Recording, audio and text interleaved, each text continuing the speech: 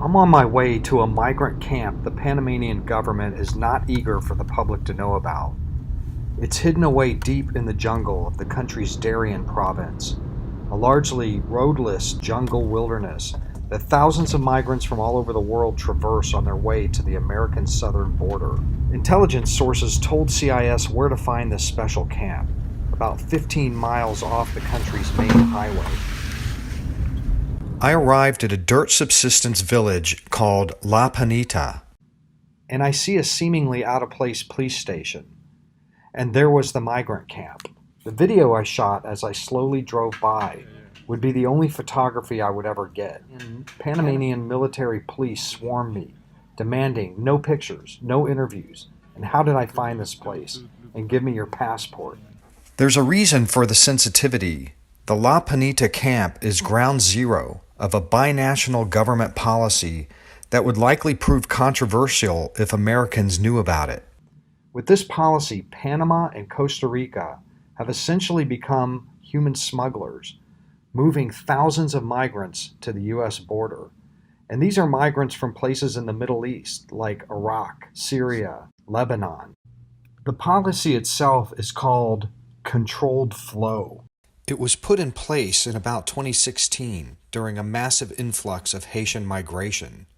The Panamanian government did not want them to stay, for fear that they would drive down wages and cause other social stresses. But since the Haitian wave has passed, the policy remains.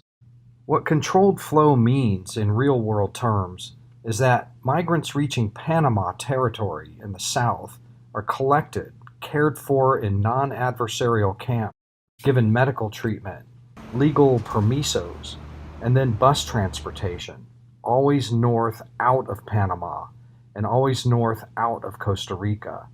Nicaragua on the north of Costa Rica is not a party to any of this. CIS negotiated at length with the government of Panama for its perspective on the migrant handling policy, and also how it works with the U.S. to help reduce the threat of terrorist travelers through its territory. Formal interviews were declined, however. The Panamanian embassy did issue the following statement. We can assure you that Panama and the U.S. are strong partners in ensuring we have secure migration flows and in promoting regional security. However, we are unable to provide details of that partnership or the subjects included in your inquiry. But we were able to find some Panamanian politicians who were willing to speak to us about this policy. Assemblyman Juan Carlos Arango of the Panamanian Popular Party explained that Panama's helpful policy was to treat migrants humanely, keeping them safe under government control, healthy, and above all, on the move. Panama is like a bridge or a passway to another country. Wherever they come from, if they get here by boat or they get here by plane or walking through the Darien jungle, they say, they're very vocal, saying, we don't want to stay in Panama. We want a passway to the north. Controlled flow really starts where the only highway in Panama stops, in the Darien jungle village of Yavisa. This is the very definition of a frontier border town, where rainforest meets Highway 1. Here, the Panamanian Police Central Battalion Oriental Brigade coordinates choppers, boats, foot patrols to collect exhausted migrants coming off an 8 to 10 day jungle trek from Colombia. A senior military police official, not authorized to speak, says 700 migrants a week are collected from the jungle. They're put eventually in the La Panita camp. He explains the rest. Hay una cosa que no se vea mundialmente, el trabajo de nosotros.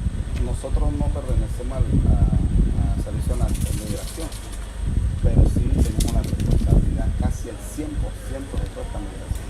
Y otro ejército, porque ni un país en toda Latinoamérica hace lo que hace Panamá. Recibirlo, ayudarlo, darle algún medicamento, organizarlo. And takes them all the way to Costa Rica. Exactly. Terrorists? I don't know. Maybe. I'm interviewing an Iranian now further up the trail in Costa Rica, and he explained that the Panamanian police arranged all of his transportation this far, and now the Costa Ricans are taking over. And in fact, the Costa Ricans even gave him a tip sheet providing bus fare information and schedules and where to stay on the way to the Nicaraguan border. To Punita, we paid like $20 each one. 100 people from Punita to Panama City, and in Panama City we changed bus, the 100% to another bus, and were the Panamanian police with you the whole time? No, but they know. They coordinate the bus, and they know we're going to border. In border, police stop the bus, and we took out the bus. And this Pakistani, likewise captured in the Darien jungle. So when you were in Panama, Yeah. you turn yourself to the police? Yes, of course. Did they tell you to do that? Police. Yeah. No, they didn't tell you. They didn't tell us anything. We were in the camp number 1, then 2. We stayed there in camps for 8 days, and after that we get here.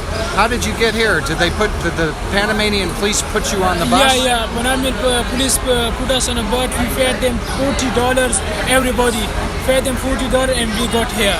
Controlled flow may amount to government doing the smuggling, moving migrants of national security concern toward the American border.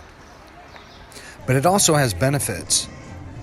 At least some of these migrants are out in the open, registered in these two countries, rather than forced underground in hidden stash houses and using smugglers. And an American counterterrorism effort is there to take advantage. Biometrics. All of them are supposed to have their fingerprints taken, eye retinal scans, tri-angled facial recognition photographs taken. It's done on U.S.-bought equipment in Panama and Costa Rica. I saw it being used, and I'm told numerous terrorist suspects have been caught as a result. When it comes to this higher-risk migration, so far the United States has been luckier than Europe, where for the last few years dozens of migrants from these same countries have committed and plotted multitudes of terror attacks. Or it's because U.S.-pushed efforts have found migrant terrorists here first, like Somali Ibrahim Kurdim just last year in Costa Rica.